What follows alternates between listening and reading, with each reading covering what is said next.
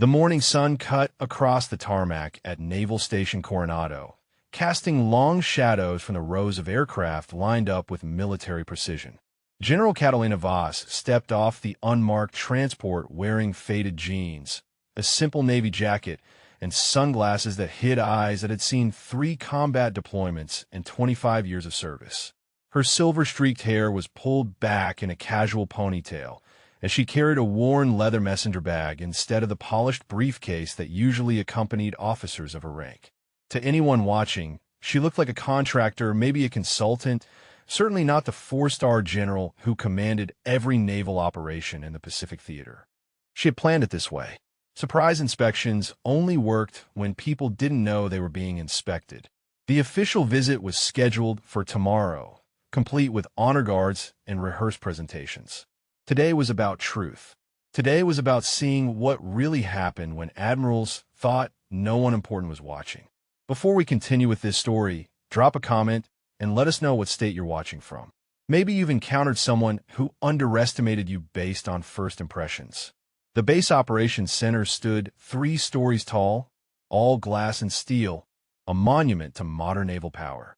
Voss pushed through the main entrance, her credentials ready, but the young petty officer at the security desk barely glanced at her civilian ID badge before waving her through. First failure noted. Security protocols required proper verification of all visitors, regardless of appearance. The hallways gleamed with fresh polish, photographs of naval victories lining the walls in chronological order. She recognized several of the battles. She had been there for 2 of them, bleeding on a destroyer deck while her crew fought to save their ship. The plaques beneath the photos listed commanding officers, their names etched in brass. All men, all the official story. None of the sailors who had actually done the fighting. Admiral Preston Caldwell's office occupied the entire southeast corner of the 3rd floor. She could hear his voice before she reached the door, that particular tone of authority that some officers wielded like a weapon. He was speaking to someone on the phone, his words carrying through the partially open door. "This is absolutely unacceptable," he said. "I don't care what the maintenance reports say. I need those numbers changed before the inspection tomorrow. Do you understand me? We have a perfect safety record, and I intend to keep it that way." Voss stopped just outside the door, her hand raised to knock. Through the gap, she could see him leaning back in his leather chair, his uniform crisp, his jaw set in the expression of a man accustomed to being obeyed.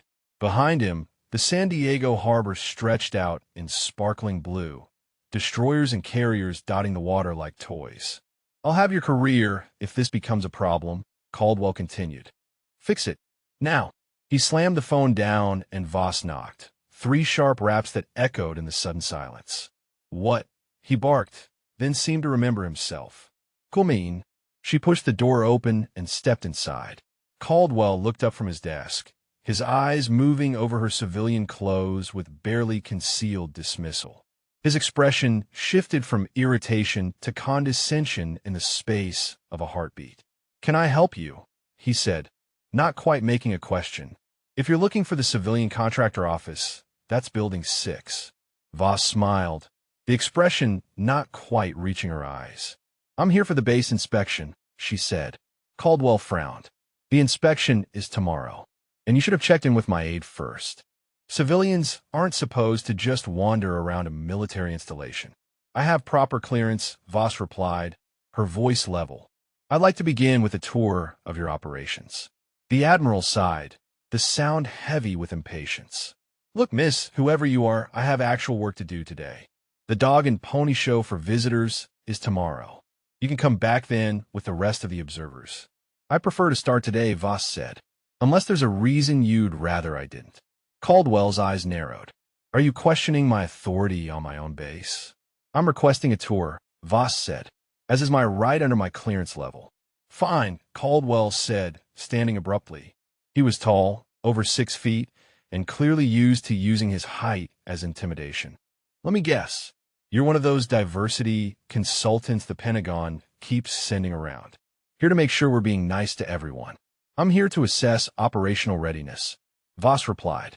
"Of course you are," Caldwell said, "and I'm sure you have extensive military experience to draw from. What was it, 2 years as a Navy clerk?" Maybe you dated a sailor once? Voss said nothing, just met his gaze steadily. She had learned long ago that silence was often the most powerful response to arrogance. Caldwell grabbed his cover from the desk and gestured toward the door with the impatience of a man doing someone a favor he didn't want to do. "Follow me," he said. "Try to keep up and don't touch anything. Some of this equipment is worth more than you probably make in a decade." They walked through corridors where junior officers snapped to attention at the sight of the Admiral, their faces carefully neutral. Voss watched their eyes, saw the tension there, the way they held themselves just a fraction too rigid. Fear, not respect. She had seen it before in units with toxic leadership. "This is the main operations hub," Caldwell said, pushing through a set of double doors into a room filled with monitors and communication stations. "We coordinate all Pacific naval movements from this facility. Not that you'd understand the complexity of it." Voss studied the displays. Her trained, eye-catching details Caldwell clearly expected her to miss. 3 of the satellite feeds showed connection errors. 2 workstations had outdated operating systems, the old interface visible on their screens. A young lieutenant sat at a communications terminal, his fingers flying across the keyboard while sweat beaded on his forehead despite the air conditioning. "Your satellite connections," Voss said. "They appear to be intermittent." Caldwell waved a dismissive hand. "Minor technical issues.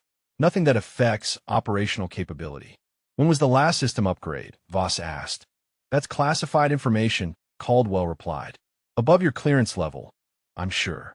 Voss made a mental note. The systems were clearly outdated, probably running on hardware that should have been replaced years ago. Budget cuts, or someone pocketing funds meant for maintenance. She would find out which. They moved through the facility, Caldwell's commentary a mixture of boasting and condescension. He pointed out awards on the walls, commendations he had received, efficiency ratings that Voss strongly suspected had been manipulated. Every few minutes, he made another comment about civilians not understanding real military operations, about how complicated things were for people without proper training. "This is our tactical planning center," he announced, opening another door.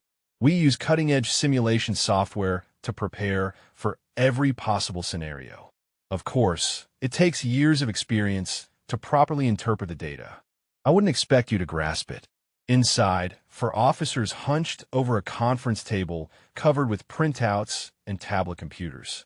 They looked up as Caldwell entered, and Voss saw it again. That flash of anxiety quickly suppressed. One of them, a lieutenant commander with sharp features and exhausted eyes, met Voss's gaze for just a moment before looking away. "Commander Chun," Caldwell said, "show our visitor the basic overview of our current exercises. Keep it simple." The woman stood, her movements precise. "We're running a multi-vessel coordination drill," she began, simulating response to a hostile incursion in contested waters. "The scenario involves 12 ships for aircraft squadrons and coordinated submarine operations." Voss listened as Chun outlined the exercise, noting the details Caldwell clearly thought would sail over her head. The scenario was sophisticated, well-designed, exactly the kind of training that kept naval forces sharp. But Chen's voice carried an undercurrent of something else. Frustration, maybe, or resignation. "What's your projected response time?" Voss asked. Chun hesitated, glancing at Caldwell. "Our official projection is 18 minutes from initial contact to full defensive posture." "And your actual response time in the simulations?" Voss pressed. "We're working to meet the official projection," Chun said carefully. "Which means you're not meeting it," Voss said. Caldwell stepped forward. "These are complex operations.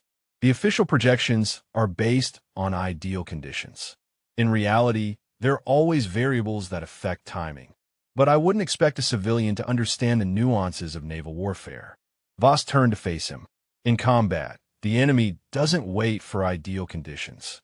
Caldwell's face reddened. "Thank you for that profound insight. I'm sure my officers have never considered that in their years of training and experience. Perhaps you should stick to asking questions instead of trying to educate people who actually know what they're doing." Commander Chun had gone very still, her eyes fixed on a point somewhere past Caldwell's shoulder. The other officers in the room found sudden interest in their tablets and printouts. The silence stretched, thick with tension. "What's the current readiness status of your destroyer squadron?" Voss asked, her voice calm. "Fully operational," Caldwell replied. 100% combat ready. "All 8 vessels," Voss said. Caldwell's eyes narrowed slightly. "How did you know we have 8 destroyers assigned to this station?" "It's in the public documentation," Voss replied. "Available to anyone with basic research skills."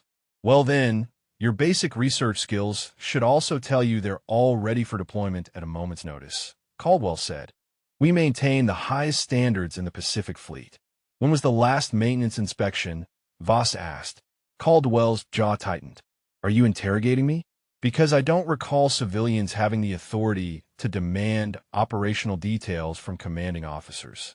"I'm simply trying to understand your readiness posture," Voss said. "Our readiness posture is excellent," Caldwell snapped. "Unlike some people, we don't need outside consultants to tell us how to do our jobs. Now, if you're quite finished with your little fact-finding mission, I have actual work to attend to. Chun, escort our visitor back to the main entrance. Make sure she signs out properly this time." He turned and strode from the room, leaving Voss standing with the 4 officers who carefully avoided meeting her eyes. Chun cleared her throat softly. "This way," Chun said quietly, moving toward the door.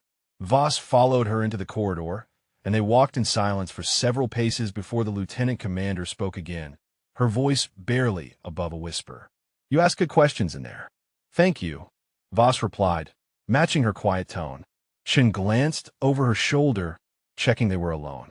"The destroyers aren't all operational. 3 are in various stages of repair. 1 has been sitting in dry dock for 8 months waiting for parts that keep getting delayed. But the Admiral reports full readiness to Pacific Command every month." "Why?" Voss asked. Chen's expression tightened. "Because admitting we have problems would reflect poorly on his leadership. He's up for a 3rd star. Everything has to look perfect on paper, even if reality tells a different story." They passed a window overlooking the harbor, and Voss could see the ships Chen was talking about. Even from this distance, she could spot the telltale signs of deferred maintenance on 2 of the destroyers. Rust blooming along the waterline, equipment housings that should have been sealed showing gaps and weathering. "How long have you been stationed here?" Voss asked. 14 months, Chen replied. "It's been 14 very long months." "And the other officers," Voss said. "They share your concerns." Chen stopped walking and turned to face Voss directly. "Look, I don't know who you really are or what kind of clearance you actually have. But if you're here to evaluate this base, you should know that what the Admiral shows visitors isn't the whole truth. We have good people here, skilled sailors who want to do their jobs right. But we're being set up to fail, and when something goes wrong, it won't be the Admiral who pays the price. It'll be the enlisted personnel who get blamed for not overcoming impossible obstacles." Voss held the woman's gaze. "Tell me about the safety record." Chen's laugh was bitter and short. "Perfect, according to official reports. 0 incidents in the past 18 months. Would you like to know how many incidents were actually reclassified as training accidents or equipment malfunctions to keep them off the books?" "How many?" Voss asked. 17, Chun said, including 2 that should have triggered full investigations. 1 sailor nearly died when a winch system failed during a loading operation. The equipment hadn't been serviced in 3 years, but the Admiral called it operator error. The kid was written up for not following proper procedures, even though he followed them exactly. "Where's that sailor now?" Voss asked. "Transferred out after he tried to file a formal complaint," Chun said. "Suddenly found himself assigned to a supply depot in Alaska. Funny how that works." They had reached the main lobby, and Chen's professional mask slipped back into place as other personnel moved through the area. She extended her hand for a formal handshake. "It was interesting to meet you," she said, her voice returning to regulation politeness. "I hope your assessment goes well." Voss shook her hand and felt a small piece of paper pressed into her palm. "Thank you for the tour, Commander." She waited until she was back in her rental car before unfolding the paper. A series of file numbers were written in neat handwriting, along with a single sentence. "These will tell you everything you need to know." Voss started the engine and pulled out of the visitor parking area, her mind already cataloging everything she had observed. The security failures, the outdated equipment, the falsified readiness reports, the intimidated officers, the covered-up incidents. Caldwell had built himself a house of cards, and he was so confident in his own authority that he couldn't see how close it was to collapsing. She drove to a coffee shop 2 miles from the base and opened her laptop, using her encrypted connection to access the Naval Personnel Database. The file numbers Chun had given her pulled up incident reports, maintenance logs, and personnel complaints that should have been flagged for command review. Instead, they had been buried in administrative archives, marked as resolved when they clearly weren't. A winch failure that nearly killed Seaman Marcus Webb. A navigation system malfunction that caused a near collision during night exercises. A fuel leak that went unreported for 6 weeks. 3 cases of junior officers requesting transfers due to hostile work environment, all denied. 2 formal complaints about safety violations that resulted in the complainants being reassigned to undesirable posts.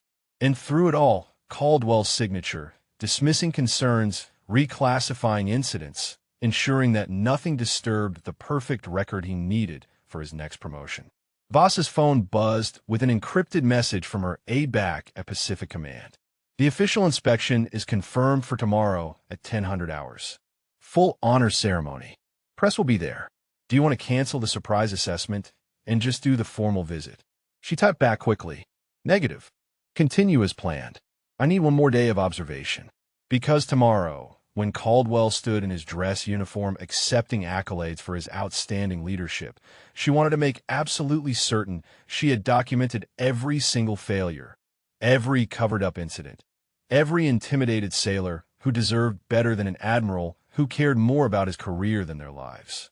She spent the rest of the afternoon reviewing files, cross-referencing reports, and building a timeline of negligence that stretched back nearly 2 years. By the time the sun started setting over the Pacific, she had enough evidence to justify a formal investigation. But evidence wasn't enough. She needed to see it in action, to witness firsthand how Caldwell's leadership played out in real operations. She checked the training schedule she had memorized from the board in the operations center. Tomorrow morning, before the official ceremony, there was a live-fire exercise scheduled. Destroyers running target practice in the offshore range. Caldwell wouldn't expect her there. He had made it clear she should wait for the official tour, which meant it was exactly where she needed to be. The observation deck overlooked the firing range, a stretch of open ocean marked with floating targets arranged in tactical formations. Voss arrived just after dawn, her credentials getting her past the checkpoint guard who barely looked at her civilian clothes before waving her through. She climbed the metal stairs to the observation platform, where a handful of junior officers stood with binoculars and communication equipment, monitoring the exercise. None of them challenged her presence. To them, she was just another contractor or consultant, someone with enough clearance to be there, but not important enough to worry about. She positioned herself at the railing and watched as 2 destroyers moved into position 3,000 yards from the target array. The officer coordinating the exercise, a young lieutenant named Reeves according to his name tape, spoke into his headset with practiced efficiency. Hawthorne and Vigilant are in position. Range is clear. Commence exercise on my mark. Voss raised her own binoculars, focusing on the lead destroyer. Even from this distance, she could see issues. The gun mount on the forward deck showed signs of hydraulic fluid leaking, a dark stain visible on the pale gray paint. The aft radar array wasn't rotating at the proper speed, its movement stuttering and irregular. Mark Reef said. The first salvo erupted from the Hawthorne's main guns, the sound reaching the observation deck seconds after the flash. The shells arced through the morning air and splashed into the water 200 yards short of the target array. Voss watched Reeves frown and check his instruments. Hawthorne, adjust elevation 3 degrees and fire for effect, he said into his headset. The second salvo was closer, but still off target. Through her binoculars, Voss could see crew members scrambling on the deck, clearly troubleshooting something. The third attempt finally struck one of the outer targets, but the pattern was erratic, suggesting the gun's stabilization system wasn't compensating properly for the ship's movement. The Vigilant's performance was even worse. Its first 3 salvos missed entirely, and Voss could see black smoke beginning to pour from one of its exhaust stacks, a sign of engine trouble that should have been caught during pre-exercise checks. "Lieutenant," Voss said quietly, stepping closer to Reeves. "When was the last full maintenance cycle on these vessels?" Reeves turned, surprised to find her standing so close. He glanced at her civilian attire, and his expression shifted to uncertain politeness. "I'm sorry, ma'am, but I can't discuss operational details with unauthorized personnel." "I have full clearance," Voss said. "Check my credentials if you need to." Reeves hesitated, clearly not wanting to offend someone who might be important, but also not wanting to violate protocol. The Hawthorne completed its major maintenance 8 months ago. The Vigilant was supposed to go into dry dock 6 months ago, but the Admiral postponed it. So we couldn't afford to have another ship offline. "And the gun stabilization issues on the Hawthorne?" Voss asked. "How long have those been documented?" Reeves's jaw tightened. 3 months. "We've requested parts and technical support, but the requisitions keep getting delayed or denied. The Admiral says we need to make do with what we have." On the water below, the Vigilant had stopped firing entirely.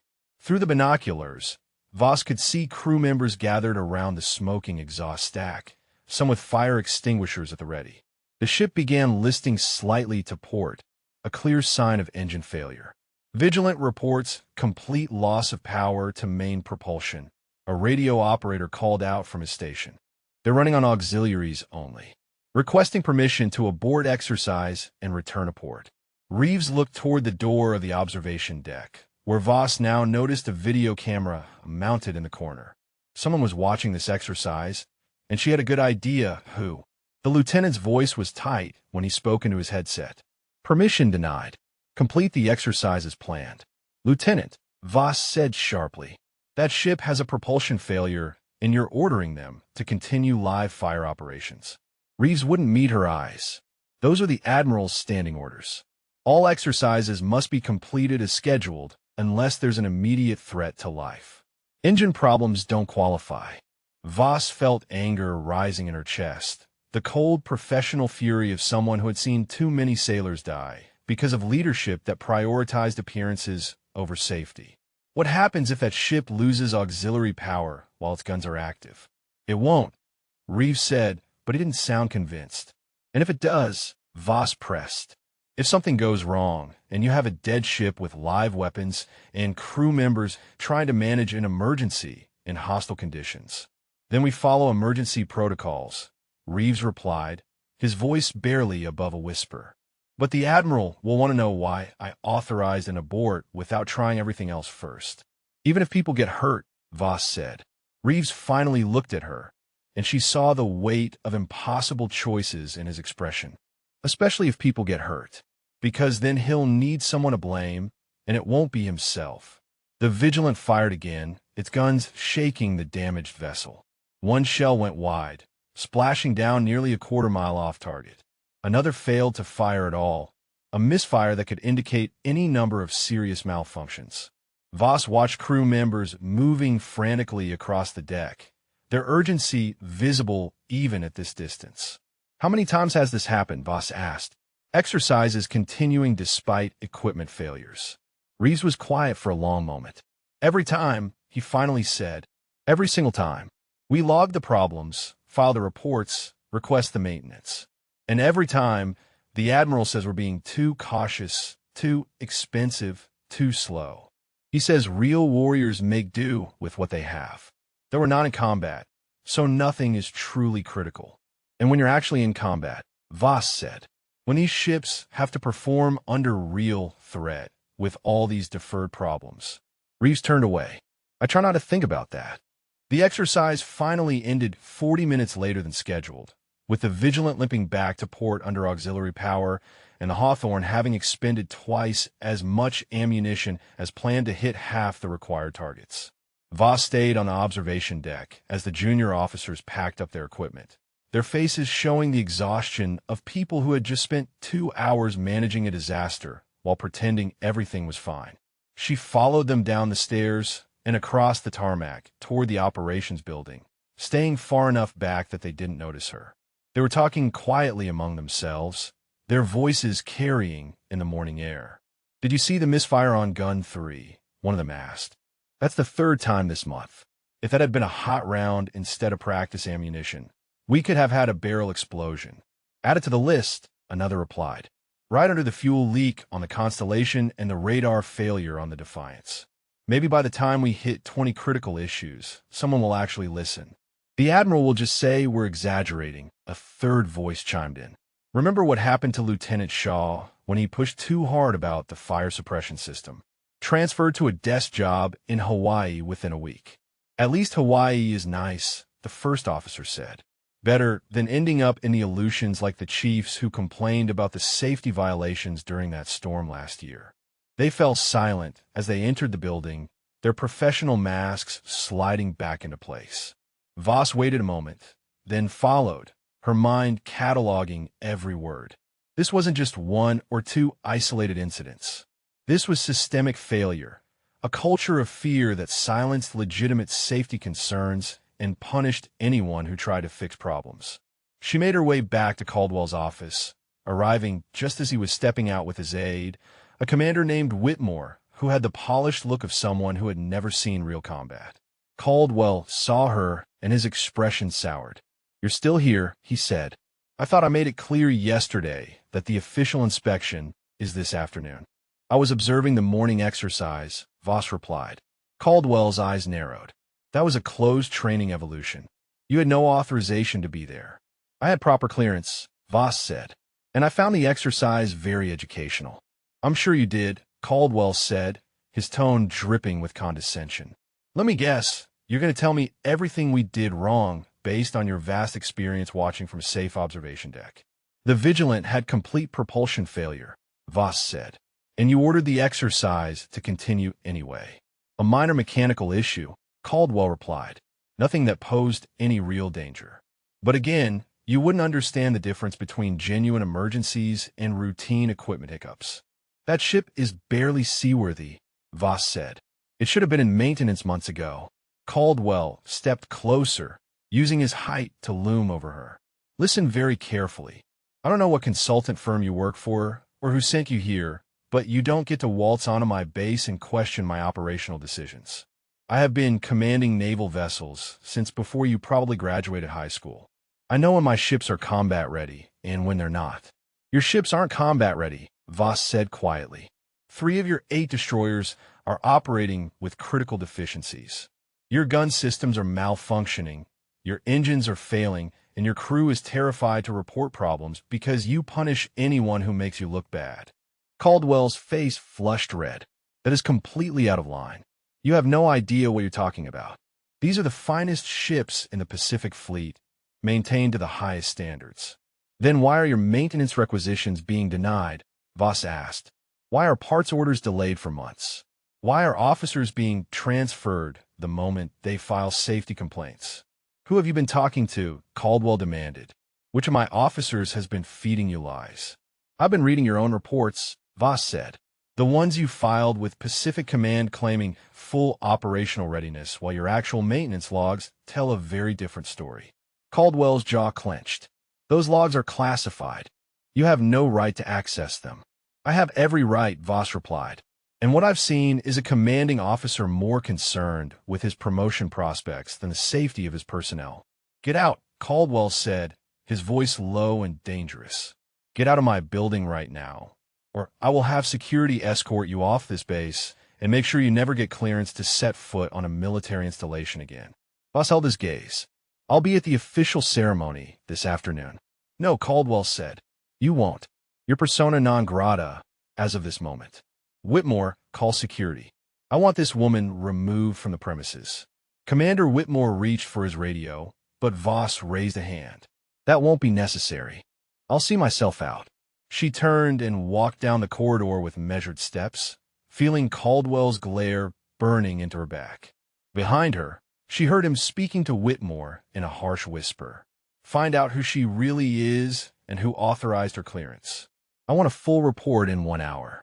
And make sure Chun and everyone else knows that if I find out they've been talking to outsiders, They'll be scrubbing latrines in the Arctic before the week is out. Voss pushed through the exit doors into the bright California sunshine.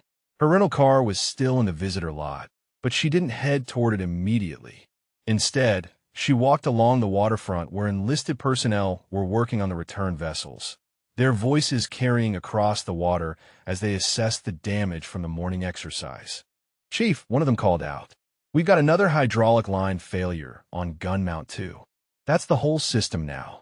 An older man with senior chief stripes on his uniform climbed down from the deck and examined the leak. "Mark it down for repair. Add it to the list we gave the commander last week." "The list that never gets approved," another sailor muttered. The senior chief looked up and spotted Voss standing near the dock.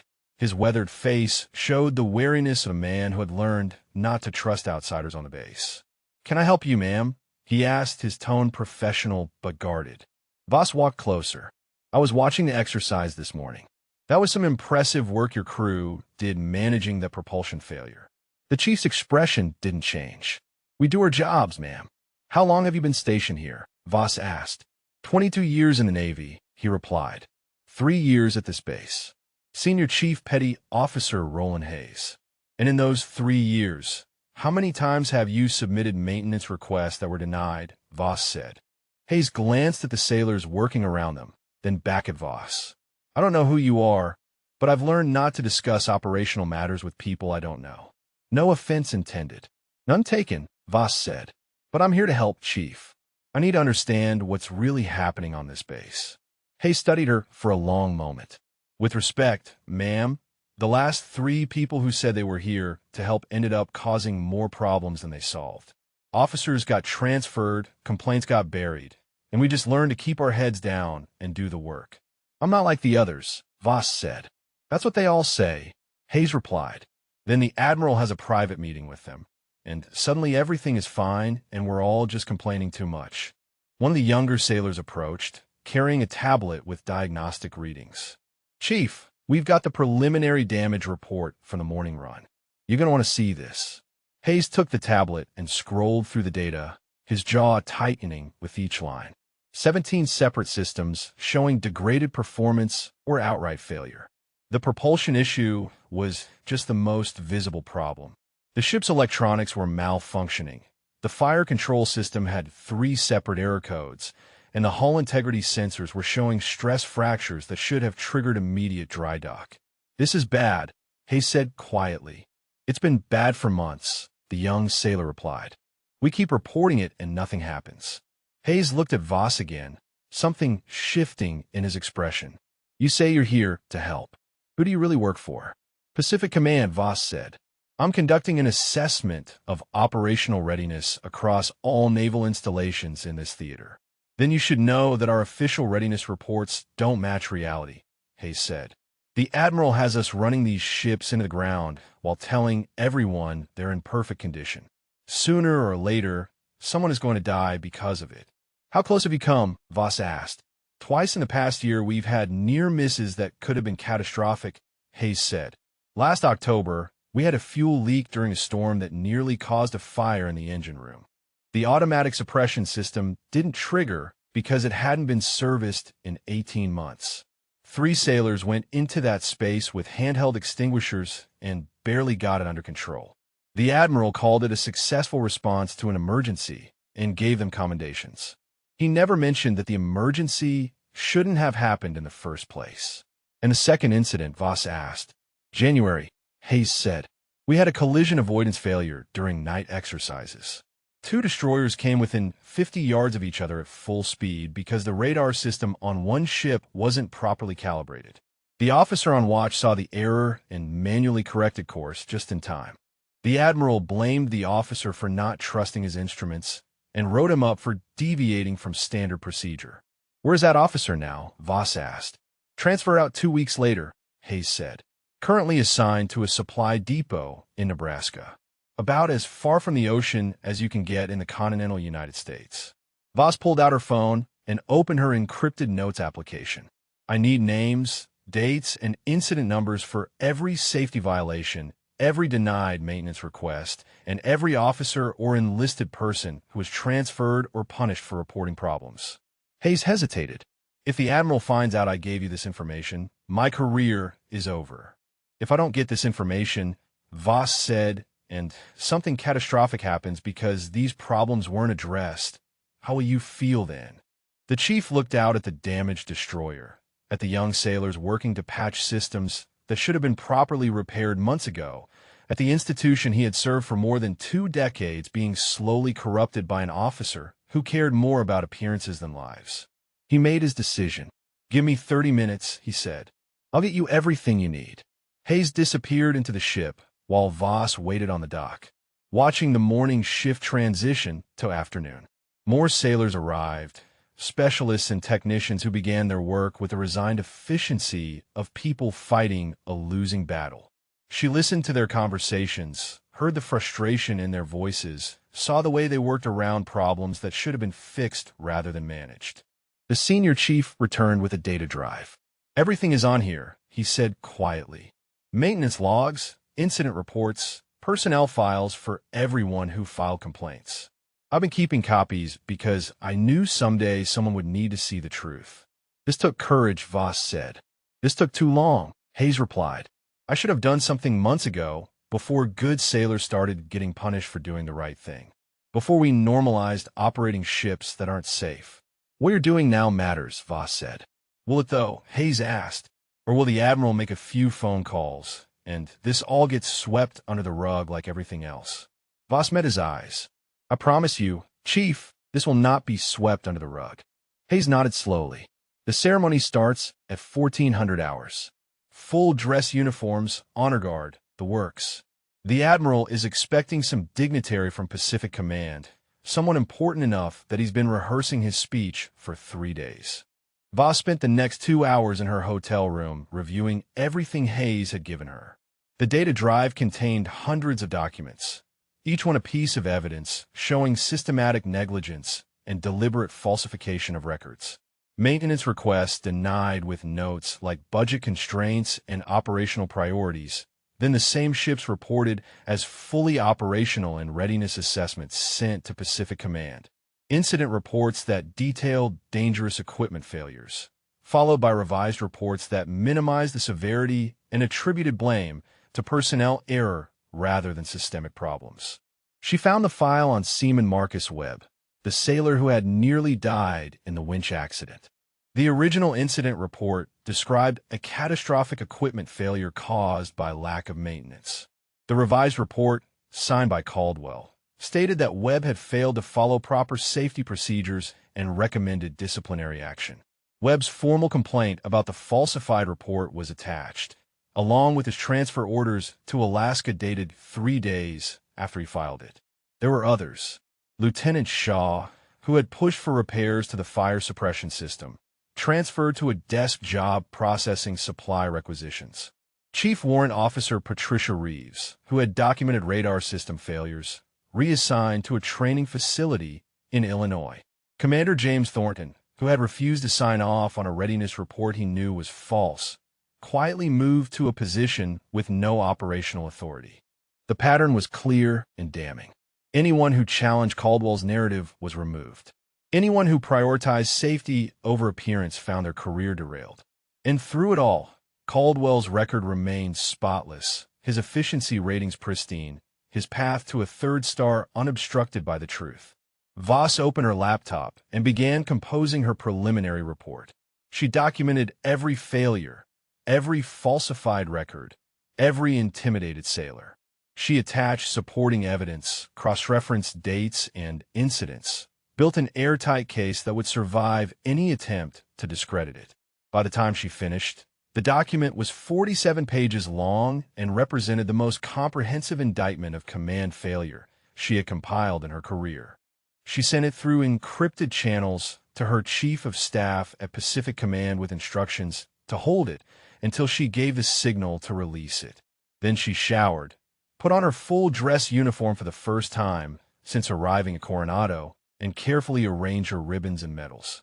25 years of service, 3 combat deployments, 2 Purple Hearts, a Navy Cross, and a Silver Star. The uniform of someone who had earned their rank through blood and sacrifice, not political connections and falsified reports.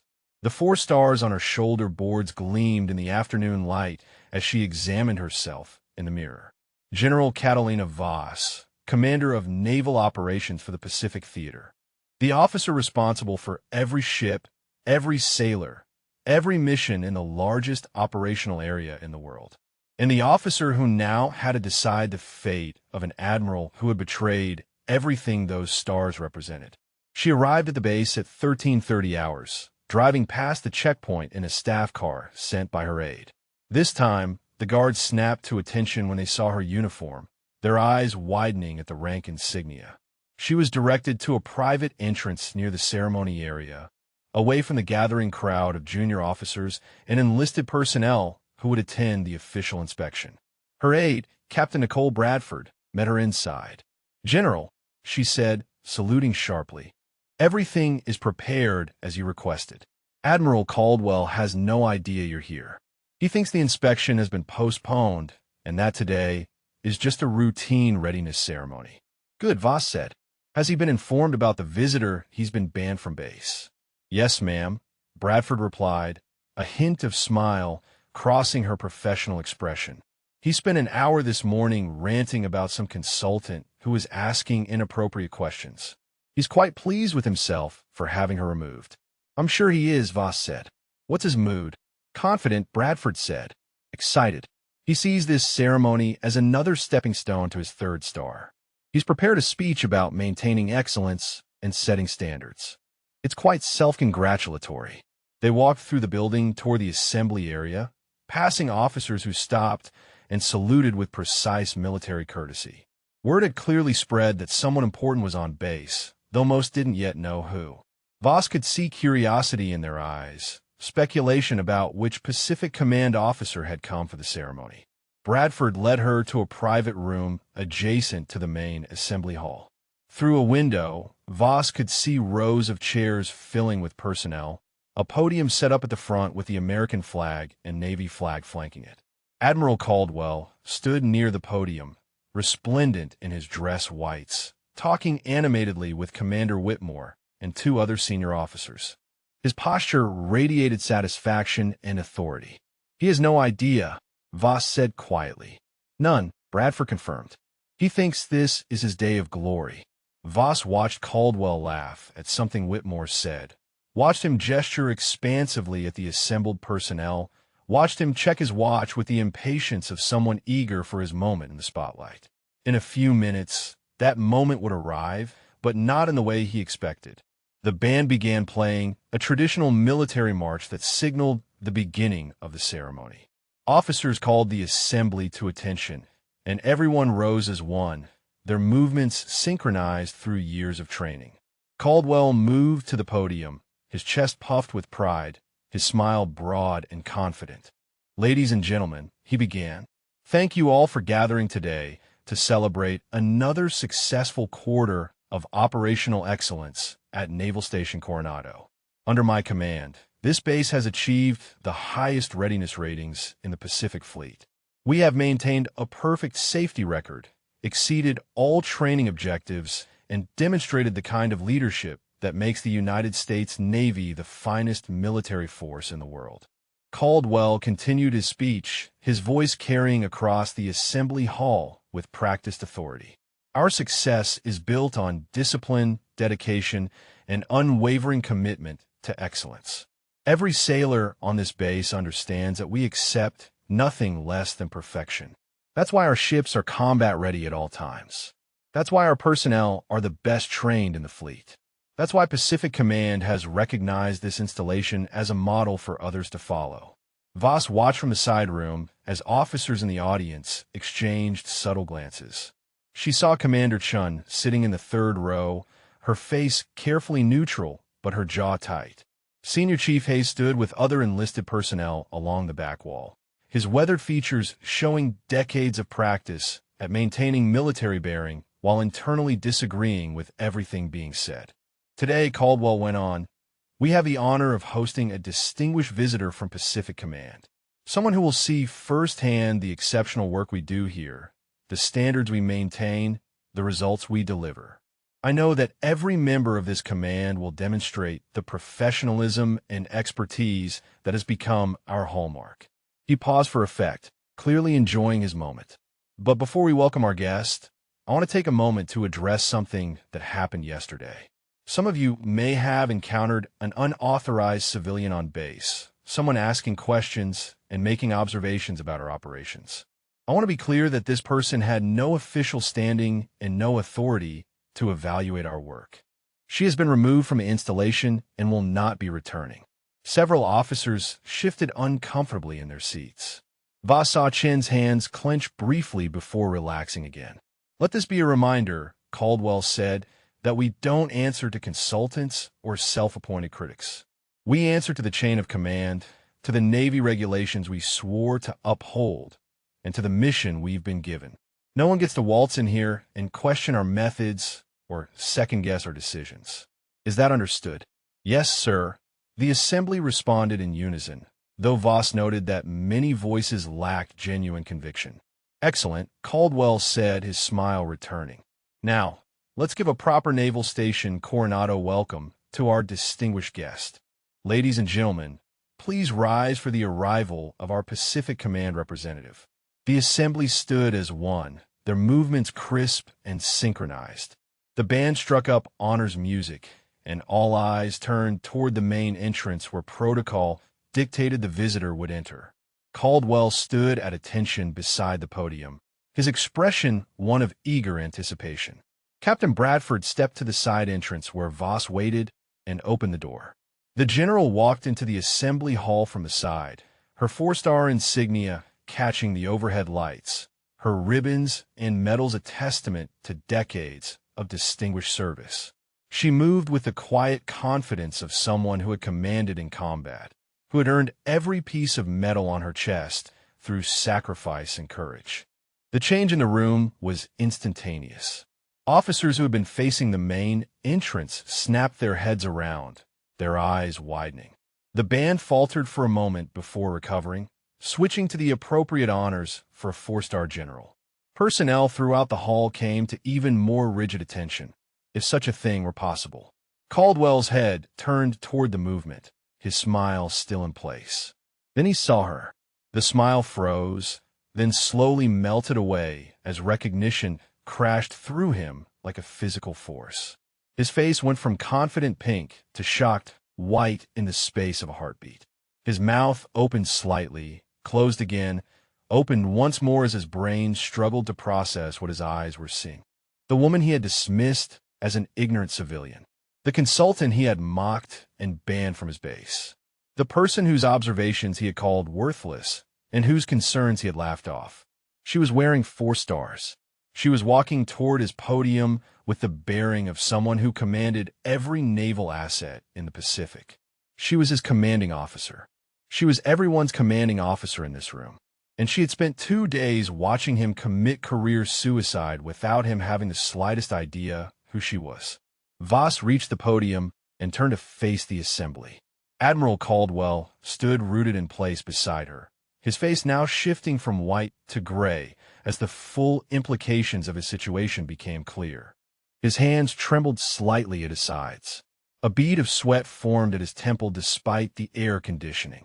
"At ease," Voss said, her voice calm and authoritative.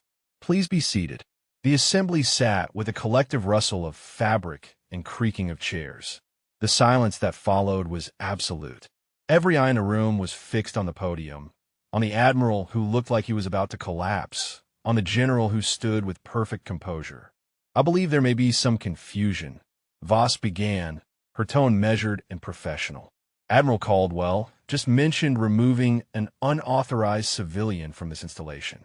Someone he described as having no official standing and no authority to evaluate your work. I'd like to address that directly."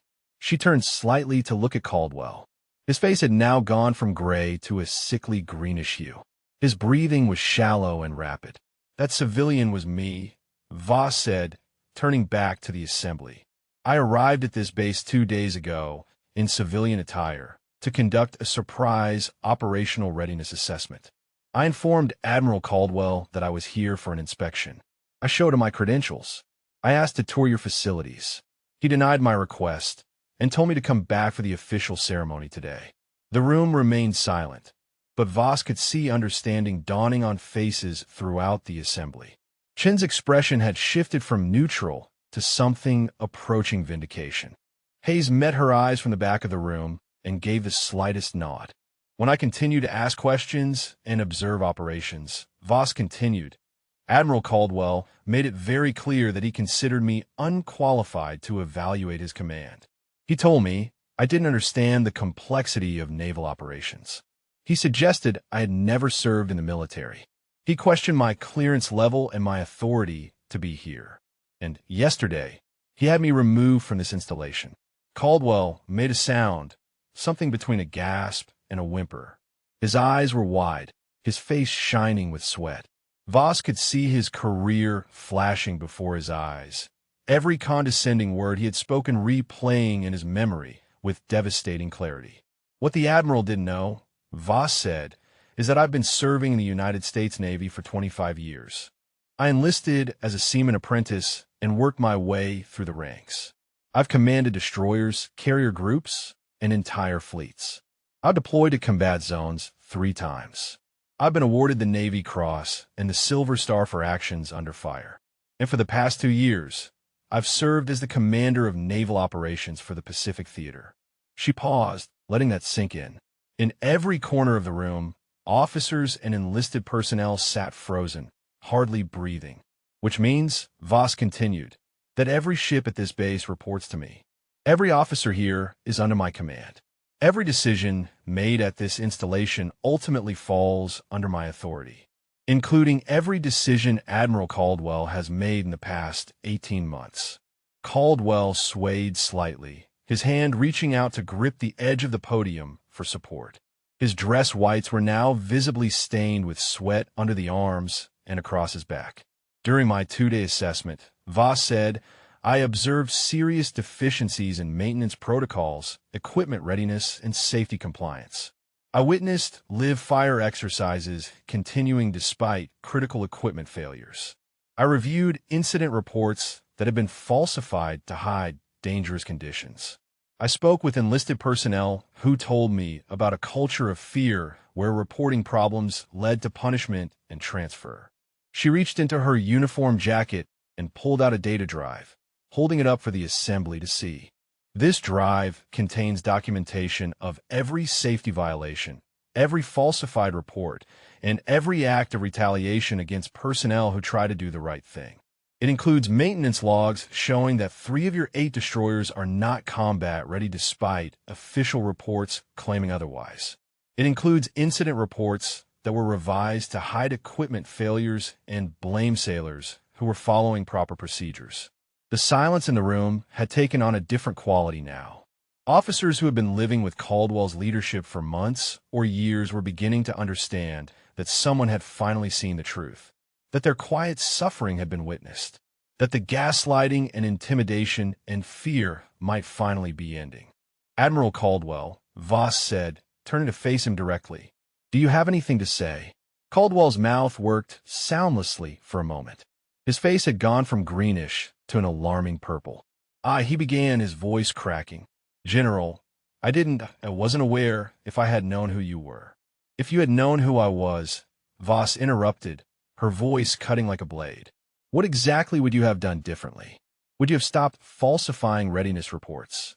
Would you have approved the maintenance your ships desperately need? Would you have stopped punishing sailors for telling the truth?" Caldwell seemed to shrink inside his uniform. "No, ma'am. Yes, the reports were, we were trying to maintain operational tempo while managing budget constraints and—" "Stop," Voss said. "Just stop. Don't insult my intelligence or the intelligence of everyone in this room by trying to justify what you've done. You didn't falsify reports because of budget constraints. You did it because you cared more about your promotion prospects than the lives of your personnel." "General, please," Caldwell said, his voice breaking into something close to a whimper. "I've served this Navy for 30 years. My record, my commendations, surely that count for something." "Your record," Voss said, "is built on the backs of sailors you intimidated into silence. Your commendations are based on lies you told to make yourself look good. And your 30 years of service are about to end in the most disgraceful way possible. She turned back to the assembly. I want to be clear about something. The failures I observe at this base are not the fault of the officers and enlisted personnel who tried to do their jobs properly. Commander Chun, who attempted to raise concerns about response times during training exercises. Senior Chief Hayes, who documented equipment failures and requested repairs that were denied. Lieutenant Reeves, who tried to abort a dangerous exercise and was overruled. These people, and others like them, were doing exactly what they should have been doing.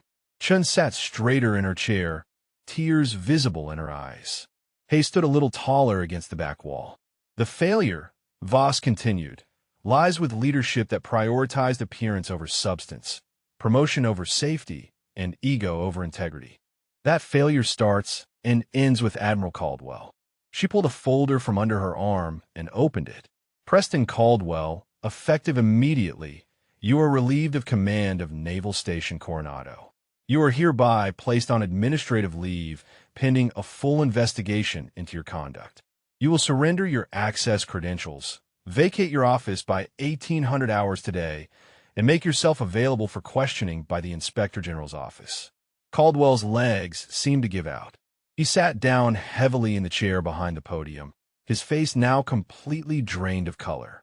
The man who had stood so confidently just minutes ago, bragging about his perfect record and his exceptional leadership, had been reduced to a trembling shadow. Commander Whitmore, Voss said, addressing Caldwell's aide who sat frozen in the front row. You will assume temporary command of this installation until Pacific Command assigns a permanent replacement. Your first priority will be implementing the emergency maintenance protocols I'm authorizing. Every ship with documented deficiencies will be immediately taken offline until repairs are completed to specification. Whitmore stood shakily. Yes, General. Immediately. Your second priority, Voss continued, will be reviewing the personnel files of every officer and enlisted sailor who was transferred or punished in the past 18 months.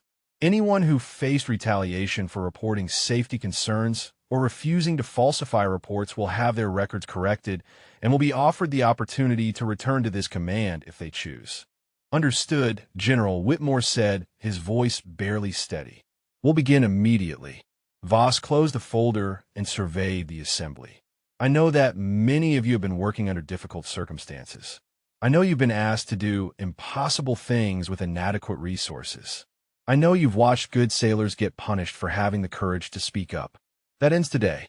She could see the tension beginning to drain from faces throughout the room, replaced by something that looked like cautious hope.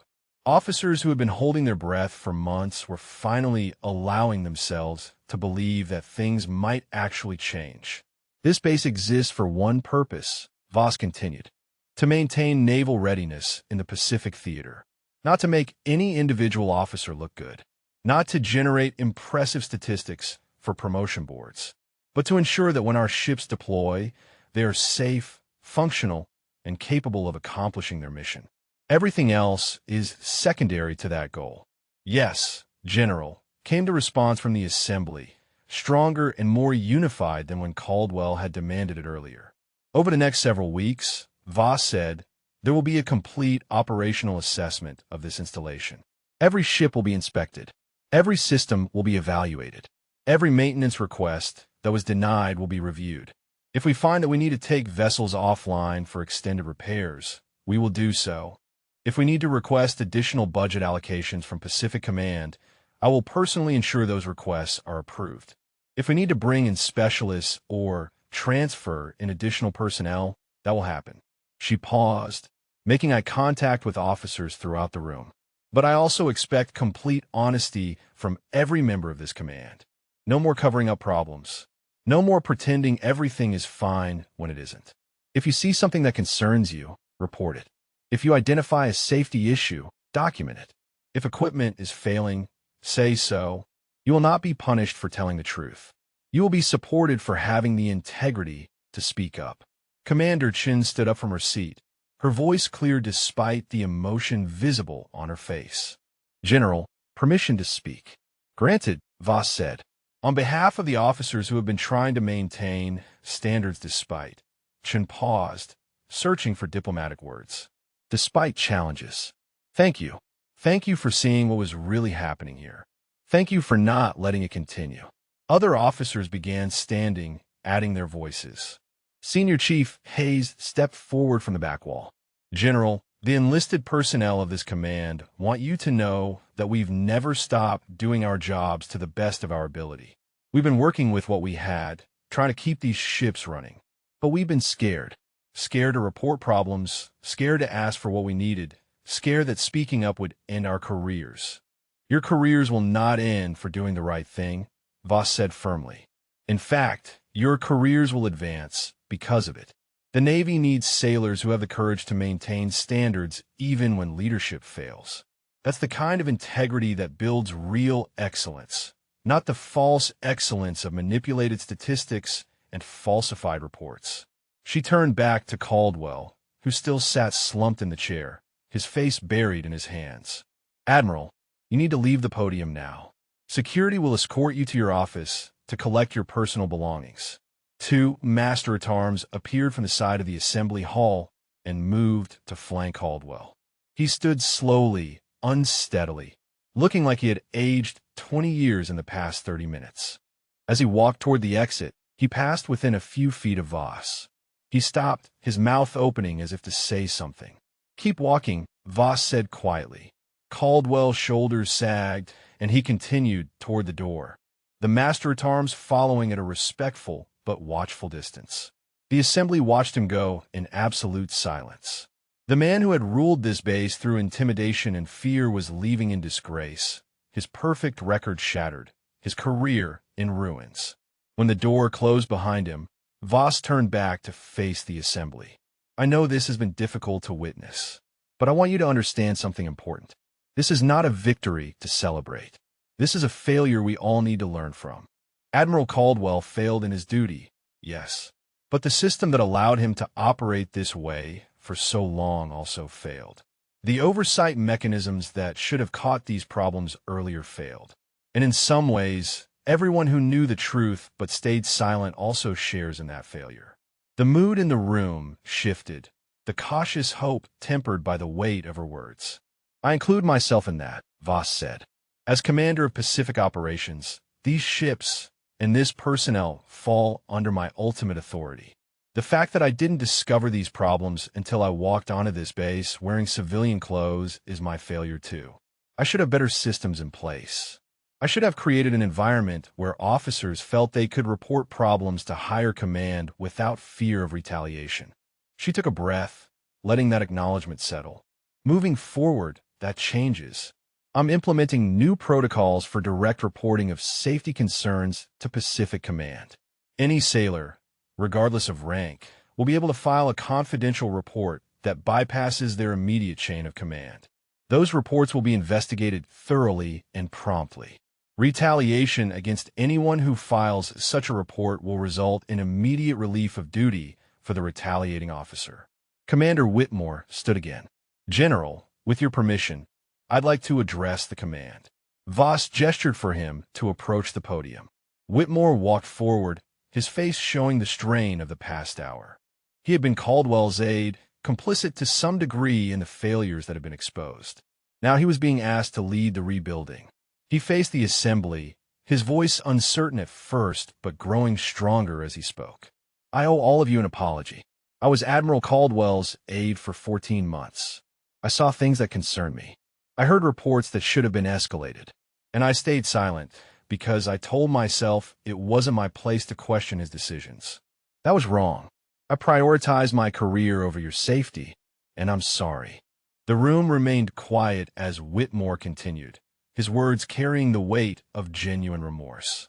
I'm not asking for forgiveness. I'm just telling you that I understand the position I'm in. General Voss has given me temporary command, and I intend to use that authority to fix what's broken here. Not to cover it up, not to manage appearances, but to actually fix it. If any of you have concerns about my ability to do that, given my history with Admiral Caldwell, I want to hear those concerns. Commander Chen stood again. Sir, with respect, actions will matter more than words. We've heard promises before. What we need now is follow-through. You're absolutely right, Whitmore said. So here's what's happening starting immediately. Every denied maintenance request from the past 18 months is being reopened. Every ship with documented deficiencies is going into full diagnostic review. Every safety concern that was dismissed is being reevaluated. And I'm personally meeting with every officer and senior enlisted who filed complaints that were ignored. Those meetings start tomorrow morning at 0700. Senior Chief Hayes spoke up from the back. What about the personnel who were transferred out for speaking up? Are we really bringing them back? If they want to come back, yes, Whitmore said. General Voss has authorized me to extend offers to everyone who faced retaliation. They'll be welcomed back with full restoration of their records and positions appropriate to their rank and experience. No black marks, no career damage. We're making this right. Voss stepped forward again.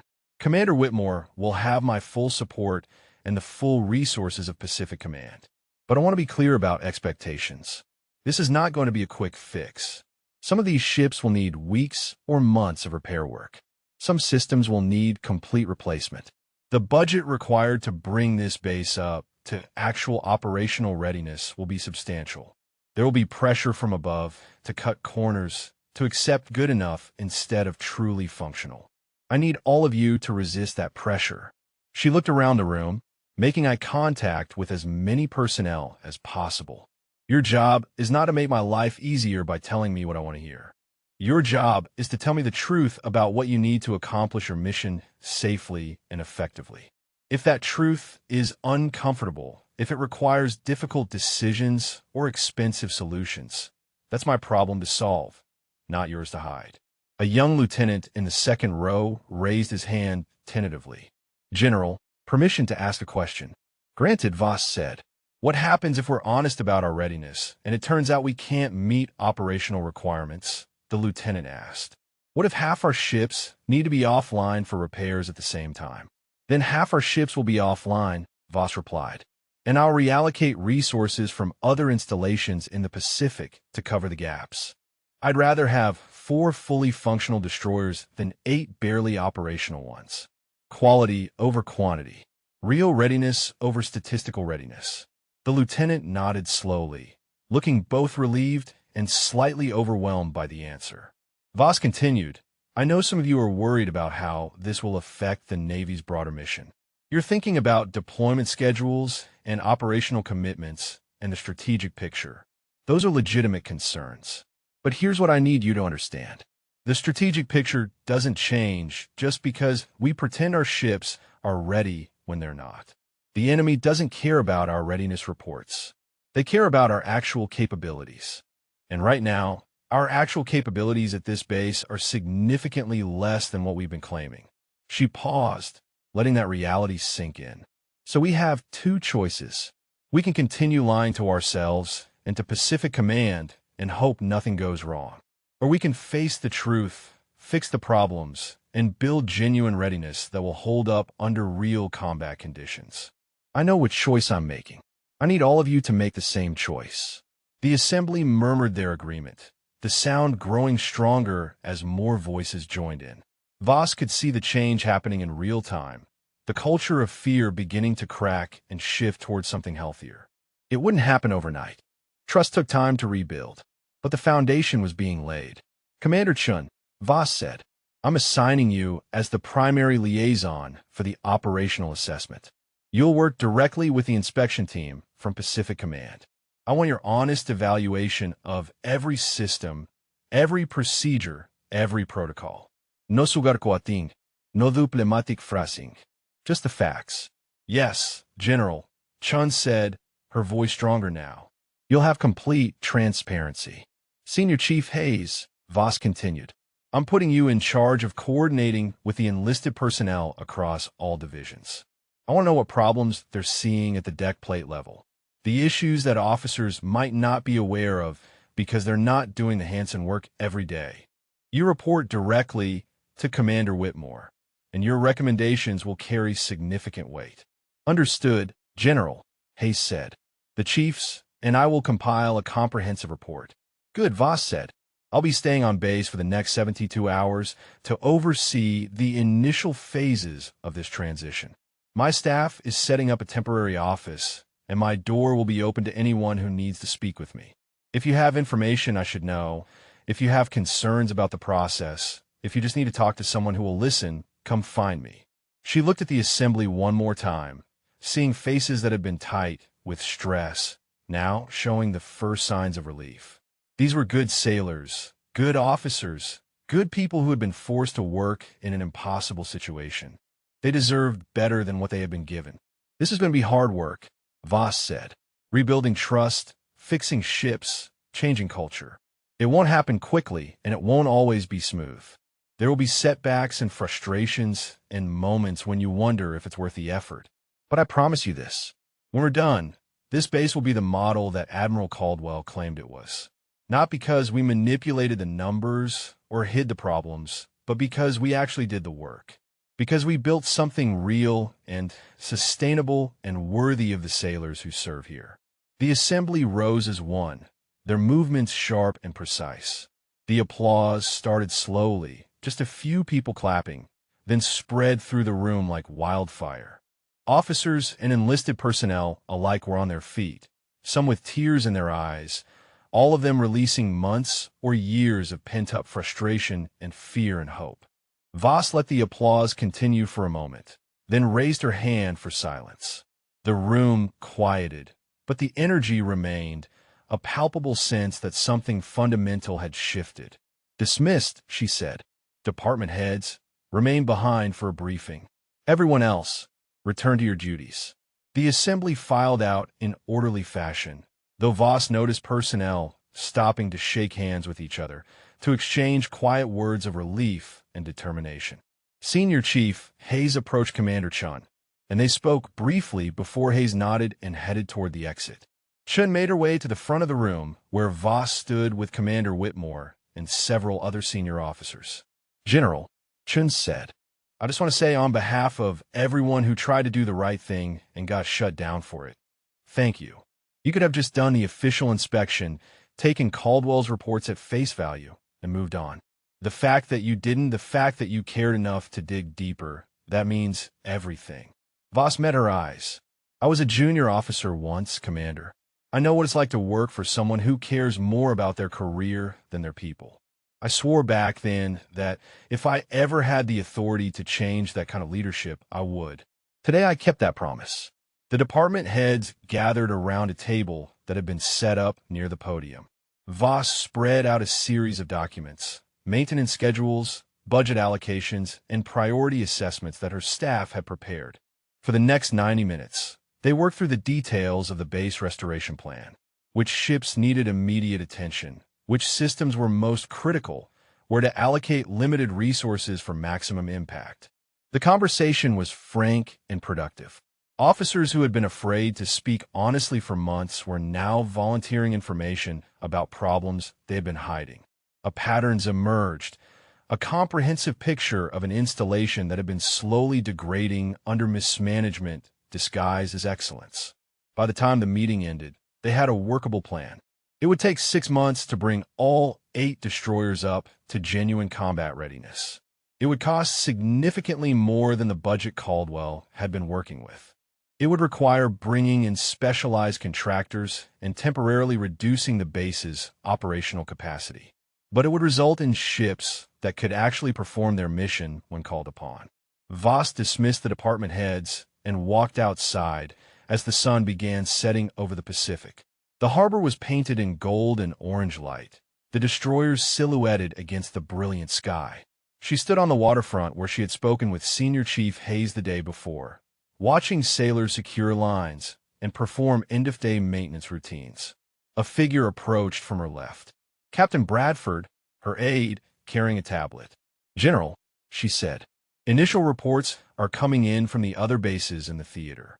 Word has already spread about what happened here today. And Voss asked. 3 other commanders have requested private meetings with you, Bradford said. Off the record, I think they want to discuss their own readiness issues before you show up in civilian clothes at their installations. Voss smiled slightly. Schedule the meetings, and make sure they know I expect complete honesty. Yes, ma'am, Bradford said. There's also been a message from the Secretary of the Navy. He's, and I quote, very interested in discussing the incident at Coronado at your earliest convenience. I'm sure he is, Voss said. Tell him I'll have a full report ready by Monday morning. And that report will include recommendations for systemic changes to prevent this kind of leadership failure across the entire fleet. He's not going to like some of those recommendations, Bradford said. Probably not, Voss agreed. But he'll implement them anyway, or I'll make my case directly to Congress. We can't afford to have officers like Caldwell commanding installations while sailors pay the price for their ambition.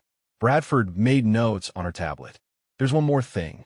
Admiral Caldwell, try to contact Pacific Command. He wants to file a formal complaint about the way he was relieved. On what grounds? Voss asked. He claims the relief was retaliatory and that he was denied due process, Bradford said. He's threatening to request a board of inquiry. Let him, Voss said. A board of inquiry means everything comes out in the open. Every falsified report, every intimidated sailor, every covered-up incident. I have documentation for all of it. If he wants to go that route, I'll personally present the evidence to the board. Bradford nodded. I'll draft the appropriate response. As her aide walked away, Voss turned back to the harbor. She thought about all the sailors who had tried to do the right thing and been punished for it. About Seaman Webb, recovering from injuries that should never have happened. About Lieutenant Shaw, processing supply forms in Hawaii when he should have been leading operations. About the chiefs who had documented problems only to watch them get buried. And she thought about the young officers and enlisted personnel who were still here, who would now have the chance to serve in an environment that valued integrity over appearance. They would learn that speaking truth to power didn't end careers. That maintaining real standards was more important than generating impressive statistics. That leadership meant taking responsibility, not deflecting blame. The sun slipped below the horizon, darkness spreading across the water. Lights began flickering on across the base, in the ships, in the buildings, in the towers that kept watch over the Pacific. Somewhere in one of those buildings, Admiral Caldwell was packing his office, his career in ruins because he had been too arrogant to recognize that rank had to be earned, not just worn. Voss pulled out her phone and opened her encrypted messaging app. She scrolled to a group chat that included several other flag officers, colleagues she trusted who commanded various theaters and installations. She typed out a brief message. Completed assessment at Coronado. Found significant leadership failures. Relief of command necessary. Details to follow. Recommend all commands conduct honest readiness evaluations. Real readiness, not statistical readiness. The responses came quickly. From Admiral Chun in the Atlantic. Understood. Will review my commands immediately. From General Martinez at Marine Forces Pacific. About time someone held the line on standards. Let me know if you need support. From Admiral Thompson at Naval Air Forces. I've been concerned about similar issues in my theater. Can we talk? This was how real change happened, Voss thought. Not through speeches or policy memos, but through leaders who were willing to look at uncomfortable truths and do something about them. Through people who understood that their job wasn't to look good, but to be good. She walked back toward the administration building where her temporary office had been set up. Tomorrow would bring new challenges, difficult conversations, hard decisions about resource allocation and priority setting. But tonight, at least, she could rest knowing that the sailors at Naval Station Coronado would go to sleep in a command where telling the truth was finally rewarded instead of punished. If this story resonated with you, drop a comment about your favorite moment, or share if you've ever witnessed someone's assumptions completely backfire on them. Sometimes the people we underestimate turn out to be exactly the ones we should have respected most.